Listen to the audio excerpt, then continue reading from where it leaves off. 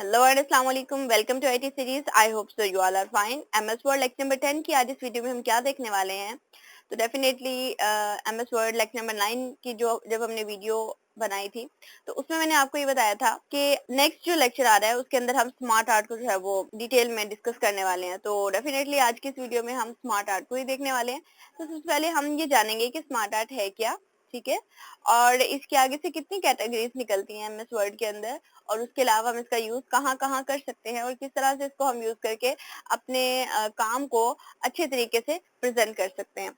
तो चलिए ओपन करते हैं अपने एमएस वर्ड को। यहाँ से हमने एमएस वर्ड को ओपन किया, हम अपने इंसर्ट टैब में गए। आप देख रहे होंगे इंसर्ट टैब के इलस्ट्रेशन ग्रुप के अंदर यहाँ पे स्मार्ट आर्ट का ऑप्शन मौजूद है, ठीक है।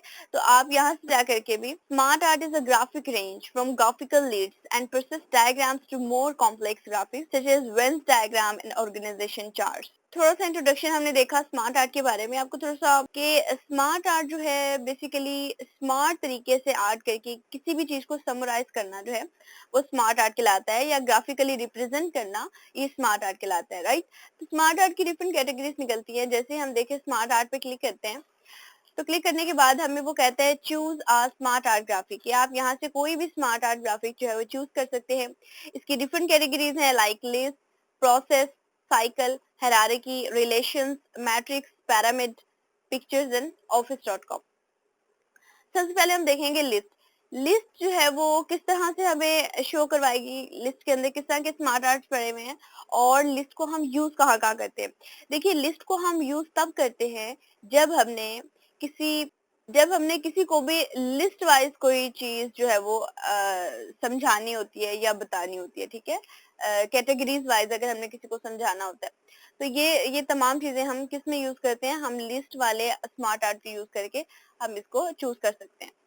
तो यहाँ से देख लेते हैं अब हम कौन सा चूज करने वाले हैं। कोई भी एक यहाँ से अब मैं ले लूंगी जो अच्छा लगे, ठीक है। यहाँ से हमने ये चूज किया, इसको ओके किया। अब ये हमारे पास कुछ इस तरह का आ गया है, ठीक है। तो अब हम इसको यूज करते हुए जो है डिफरेंट बहुत सी चीजें बना सकते हैं। लाइक अब मैंने यहाँ पे लिखा कि MS office, MS office, MS office के अंदर एक कैटेगरी आ जाती है। एमएस ऑफिस जो है वो एक सॉफ्टवेयर है, तो इसके अंदर डिफरेंट प्रोग्राम्स है लाइक वर्ड, ठीक है, लाइक वर्ड, एक्सेल। अच्छा अब मैंने ऐड करना है पावर पॉइंट को भी, ठीक है। उसके बाद मैंने ऐड करना है एमएस एक्सेस को भी। तो वो मैं कैसे ऐड करूँ, यहाँ पे उन्होंने मुझे सिर्फ 3 बॉक्सेस दिए हैं, तो जी हाँ हम वो भी ऐड कर सकते हैं। आप इस पे क्लिक कीजिए, ठीक है। आपने इस पे क्लिक किया, यहाँ पे क्लिक करने के बाद आपके पास ऑप्शन आ रहा है ऐड शेप का, ठीक है। यहाँ पे आप देख रहे होंगे कि जैसे आपने क्लिक किया तो आपके पास 2 टैब्स जो है वो अलग से इसके प्रॉपर्टीज के ओपन हो जाते हैं, ठीक है। जैसे मैंने आपको पिछले लेक्चर में ब्रीफली बताया था कि जब भी हम कोई चीज सिलेक्ट करते हैं तो उसकी प्रॉपर्टीज जो है वो ऊपर टैब्स में शो होने लग जाती हैं। ये देखिए अब मैं चाह रही हूँ कि इसके बाद कोई शेप इंसर्ट हो, तो मैं इसको सिलेक्ट करने के बाद ऐड शेप करूंगी, आफ्टर कर दूंगी तो यहाँ पे एक शेप और ऐड होगी। सपोज अगर मैं वर्ड, ये जो वर्ड लिखा हुआ है इस वर्ड से पहले मैं कोई शेप इंसर्ट करना चाह रही हूँ एमएस वर्ड से पहले, तो फिर मैं क्या करूंगी, यहाँ पे जाकर के मैं कह दूंगी बिफोर, ऐड शेप बिफोर। जैसे मैंने बिफोर पे कहा, देखें उसने एमएस ऑफिस के बाद और एमएस वर्ड से पहले मुझे एक शेप इंसर्ट करके दे दी। तो इस तरह से हम यूज करके अपने साइकिल स्मार्ट आर्ट को जो है वो इस तरह से यूज कर सकते हैं। तो ये तो हो गया कि हम इसमें से शेप्स कैसे ऐड कर सकते हैं। उसके अलावा अगर आपने इसमें बुलेट्स अप्लाई करने हो तो आप ऐड बुलेट कर दे तो इसमें बुलेट्स अप्लाई हो जाते हैं, ठीक है। अगर आपने टेक्स्ट पेन, अगर आप टेक्स्ट पेन देखे तो ये आपको बता देता है कि आपका टेक्स्ट इस टाइम यहाँ पे स्टैंड कर रहा है, ठीक है। तो ये प्रॉपर जितना भी प्रोसेस का डिटेल है ये यहाँ पे आपको दे रहा होगा। उसके अलावा अगर आपने सपोज ये बना लिया, उसके बाद आपने चाहा कि नहीं मुझे इसकी शेप चेंज करनी थी, तो आप यहाँ से जाकर के भी जो शेप आपको वैलिड लगे आप वो चूज कर सकते हैं, ठीक है। जो स्मार्ट आर्ट आपने यूज करना होगा आप वो कर सकते हैं। सपोज अगर आपने पहले ये वाला यूज कर लिया था, अब आपने कहा है कि नहीं मेरे डॉक्यूमेंट के अकॉर्डिंग या जो मैंने राइट किया है उसके अकॉर्डिंग तो मुझे कोई और शेप चूज करनी चाहिए थी, तो आप यहाँ से जाकर के भी इसको चूज कर सकते हैं, ठीक है। सपोज मैंने, अब देखें मैंने ये चूज किया तो आप देख रहे होंगे कि मेरा इस टाइप का कुछ मेरे सामने आ गया है। तो नेक्स्ट हम देखेंगे कि हम इसकी मजीद फॉर्मेटिंग कैसे कर सकते हैं। फॉर्मेट के ऑप्शन पे जाएं, वही सेम ऑप्शन आपको नजर आ रहे होंगे जो ऑप्शंस हम पहले पढ़ चुके हैं। ठीक है, यहाँ पे आप जाएंगे, आपको डिफरेंट फॉर्मेट्स, यहाँ जिस भी फॉर्मेट पे आप क्लिक करेंगे वैसा फॉर्मेट आपका आ जाएगा। अगर आप किसी एक स्पेसिफिक बॉक्स का जो है फॉर्मेट चेंज करना चाह रहे हैं तो आप वो भी कर सकते हैं। ठीक है, लेकिन लेकिन अगर आप चाह रहे हैं कि पूरे का पूरा आपका फॉर्मेट चेंज हो तो उसके लिए आप डिजाइन में जाएं और यहाँ पे इसके डिफरेंट डिजाइन पड़े हुए हैं।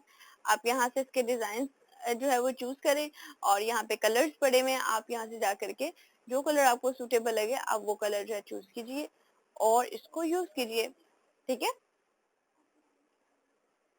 तो इस तरह से जा करके भी आप इसकी कलरिंग, इसके आर्ट स्टाइल्स जो है वो चेंज कर सकते हैं। देखिए सपोज मुझे ये रखना है, ठीक है, आपने इस तरह से रिप्रेजेंट करना है तो आप इसको चूज कर लें। तो आपका जो स्मार्ट आर्ट है वो इस तरह से आपके किसी भी वर्ड को, डॉक्यूमेंट को या आपकी वर्किंग को इस तरह से रिप्रेजेंट कर देगा। ठीक है, तो ये इसकी बेसिक्स जो है वो फॉर्मेटिंग्स हैं। अगर आपने हमारे पिछले लेक्चर्स नहीं देखे तो पिछले लेक्चर्स जरूर वॉच कीजिएगा, क्योंकि उसके अंदर डिटेल के अंदर मैंने बताया हुआ है कि हम किस तरह से किसी भी ऑब्जेक्ट की, किसी भी इमेज की, किसी भी शेप की जो है वो किस तरह से फॉर्मेटिंग चेंज कर सकते हैं, उस पर डिफरेंट फॉर्मेटिंग्स किस तरह से अप्लाई कर सकते हैं। अगर उसके अंदर टेक्स्ट लिखा है तो हम उसके अंदर लिखे जाने वाले टेक्स्ट की फॉर्मेटिंग कैसे चेंज कर सकते हैं। ठीक है, ईच एंड एवरीथिंग, हर चीज जो है वो आपको डिटेल में बताई गई है पिछले लेक्चर्स में। तो अभी के लिए मैं सिर्फ आपको यही बताने वाली हूँ कि हम स्मार्ट आर्ट को किस तरह से यूज कर सकते हैं और कहाँ कहाँ पे हम इसका यूज कर सकते हैं। तो नेक्स्ट अगर हम स्मार्ट आर्ट देखें, यहाँ पे हम नेक्स्ट पेज जो है वो इंसर्ट कर लेते हैं। तो नेक्स्ट हमारे पास आ जाता है प्रोसेस। हम प्रोसेस को यूज क्यों करते हैं? बेसिकली प्रोसेस का यूज हम तब करते हैं जब कोई भी चीज हमें स्टेप बाय स्टेप समझानी हो। ठीक है, तो देखिए जैसे मैंने प्रोसेस पे क्लिक किया, अब ये बता रहा होगा, सपोज हम इसको सिलेक्ट कर लेते हैं, ये इस तरह से शो हो गया। सिस्टम को ऑन करने से पहले हम कुछ प्रोसेस से गुजरते हैं और वो प्रोसेस जो है वो सीक्वेंस से ही आते हैं, हम उसके सीक्वेंस को उलट पुलट नहीं कर सकते। तो हमने सबसे पहले स्विच ऑन करना है तो हम ये नहीं करेंगे कि हम सबसे पहले अपने सिस्टम का बटन प्रेस कर दें ताकि सिस्टम पहले ऑन हो जाए और बाद में हम स्विच लगाएं। ठीक है, स्विच लगाने के बाद ही हम बटन प्रेस करते हैं। तो इसी तरह नेक्स्ट स्टेप मूव हो जाता है कि अगर आपका सिस्टम ऑन हो जाता है तो उसके बाद आपने देन पासवर्ड देना होता है, पासवर्ड देने के बाद आपने एंटर प्रेस करना होता है। ऐसा नहीं होता कि आप पहले एंटर प्रेस कर दें और बाद में पासवर्ड लिखें तो आपका सिस्टम ऑन रह जाए, तो ऐसा बिल्कुल भी नहीं होता। ठीक है, तो process basically step by step कोई भी चीज आपने किसी को समझानी हो या प्रेजेंट करना हो आपने कुछ स्टेप बाय स्टेप, तो उसके लिए आप जो है प्रोसेस का इस्तेमाल कर सकते हैं। नेक्स्ट हमारे पास आ जाता है साइकिल। साइकिल को हम कैसे यूज करते हैं? साइंस के बहुत सारे टॉपिक्स जो हैं वो आपने देखे होंगे जो कि चेन साइकिल पर मुश्तमिल होते हैं, जैसे कि दरख्त बनेगा। ठीक है, दरख्त बनने का प्रॉपर प्रोसेस वो आपको बताते हैं कि किस तरह से दरख्त जो है वो बन सकता है। इसी तरह बटरफ्लाई का एक प्रॉपर प्रोसेस होता है कि सबसे पहले जो है एग होते हैं। ठीक है, एग से फिर कैटरपिलर बनता है, कैटरपिलर से प्यूपा बनता है, प्यूपा से देन बटरफ्लाई बनता है। सपोज मैं यहाँ पे कोई भी जो साइकिल है वो यहाँ पे चेन साइकिल चूज कर लेती हूँ। सपोज मैंने ये चेन साइकिल यूज किया और यहाँ पे मैंने लिखा कि सबसे पहले हमारे पास क्या होता है, एग होते हैं। ठीक है, नेक्स्ट वन हमारे पास क्या होता है, कैटरपिलर बनता है और उसके बाद हमारे पास क्या बनता है, उसके बाद हमारे पास प्यूपा बनता है। ठीक है, प्यूपा बनने के बाद हमारे पास क्या बन जाता है, बटरफ्लाई हमारी बन जाती है।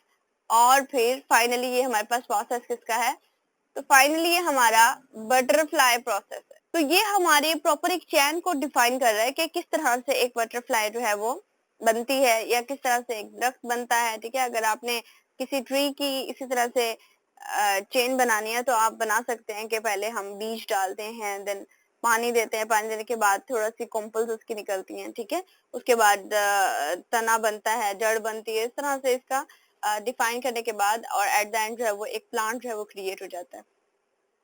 तो ये तो है, हम साइकिल को डिफाइन कर सकते हैं। इसी तरह साइकिल की भी आप फॉर्मेटिंग चेंज कर सकते हैं। एक दफा मैं फिर से आपको समझा दूं ताकि आपको कोई मुश्किल ना रहे। तो ये देखें, इस तरह से हम जा करके इसकी फॉर्मेटिंग चेंज कर सकते हैं और यहाँ से अगर आप कुछ अपने पसंद का लेना चाहें, ठीक है, तो देखिए किस तरह से कितने जबरदस्त तरीके से आप अपनी किसी भी चेन साइकिल को जो है वो रिप्रेजेंट कर सकते हैं। तो नेक्स्ट हमारे पास ऑप्शन आ जाता है स्मार्ट आर्ट के अंदर हायरार्की का, कि हम हायरार्की को जो है वो क्यों यूज करते हैं। ठीक है, तो हायरार्की जो है वो डिफरेंट कैटेगरीज को डिफाइन करेगी। सपोज हमने ये वाला चूज किया, इसको हमने किया ओके, और यहाँ पे हमने लिखा सबसे पहले कंप्यूटर। ठीक है, हमने क्या लिखा, कंप्यूटर। कंप्यूटर के आगे से दो पार्ट्स होते हैं, सॉफ्टवेयर और हार्डवेयर। अब यहाँ पे एक ही ब्लैंक है, ठीक है, सॉरी, अब यहाँ पे एक ही बॉक्स है, मुझे इसके साइड पे भी एक बॉक्स चाहिए, क्योंकि कंप्यूटर जो है वो टू कैटेगरीज में डिवाइड होता है ना, सॉफ्टवेयर एंड हार्डवेयर। तो मैं यहाँ पे क्लिक करूंगी, और क्लिक करने के बाद से सिंपली मैं अपने फॉर्म डिजाइन में जाऊंगी। डिजाइन में जाने के बाद मैं ऐड शेप बिफोर आफ्टर कर दूंगी। जैसे मैंने ऐड शेप आफ्टर किया तो देखिए मेरे सामने एक और बॉक्स जो है वो ओपन हो गया। अब मैं इस पे राइट क्लिक करने के बाद एडिट टेक्स्ट करूंगी। ठीक है, ऐड टेक्स्ट करने के बाद यहाँ पे मैं लिखूंगी हार्डवेयर। अब आगे से सॉफ्टवेयर की भी कैटेगरीज होती हैं और हार्डवेयर की भी कैटेगरीज होती है, तो हम मजीद सॉफ्टवेयर की कैटेगरीज को यहाँ से डिफाइन कर देंगे। और अगर आपने सॉफ्टवेयर में मजीद कैटेगरीज आती हैं तो आप यहाँ से आप यहाँ से जा करके बॉक्सेस ऐड भी कर लें। ठीक है, सपोज मैंने ये बॉक्सेस ऐड कर लिए, तो ये अब सॉफ्टवेयर के अंदर भी मजीद कैटेगरीज आती हैं, एप्लीकेशन सॉफ्टवेयर, यूटिलिटी सॉफ्टवेयर, और उसके अलावा सिस्टम सॉफ्टवेयर। तो इस तरह से कैटेगरीज आती हैं, तो आप यहाँ से जाकर के शेप्स इंसर्ट कर सकते हैं, आफ्टर कर लें। ठीक है, ये देखें, अब ये आपको बता देगा। यहाँ पे फिर मैंने आफ्टर किया, और यहाँ पे मैं अपनी तीनों की तीनों कैटेगरीज को डिफाइन कर सकती हूँ। सिस्टम सॉफ्टवेयर, और यहाँ पे ऐड टेक्स्ट किया, यहाँ पे मैं लिख दूंगी, ऐड टेक्स्ट करने के बाद मैं लिख दूंगी एप्लीकेशन सॉफ्टवेयर, और यहाँ पे मैं लिख दूंगी यूटिलिटी सॉफ्टवेयर। अच्छा, अब हार्डवेयर की भी डिफरेंट टाइप्स आ जाती हैं। हार्डवेयर के अंदर क्या आ जाता है, हार्डवेयर के अंदर आ जाता है सीपीयू, इनपुट डिवाइसेस। अब इसमें मजीद कैटेगरीज निकलती हैं, तो उसके लिए हम क्या करेंगे, सिंपली डिजाइन पे जाएंगे, ऐड शेप करेंगे, आफ्टर इनपुट डिवाइसेस के बाद आउटपुट डिवाइसेस। ठीक है, मजीद शेप्स ऐड करेंगे। अगर आपने कोई चीज डिफाइन करनी है तो यहाँ पे हम एडिट टेक्स्ट करेंगे, और एडिट टेक्स्ट करने के बाद हम मजीद लिख सकते हैं यहाँ पे स्टोरेज डिवाइसेस।